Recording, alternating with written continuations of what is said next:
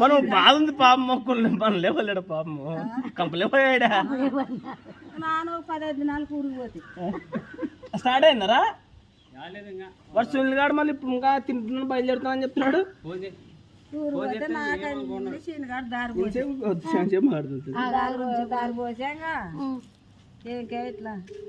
సంగతి సునికి ఆడుతున్నానని అని చెప్పి నాకు అన్నివాడు చెప్తే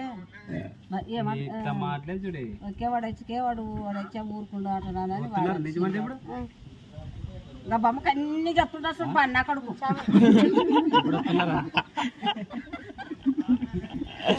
సగం హైదరాబాద్ ఇస్తుంది మరి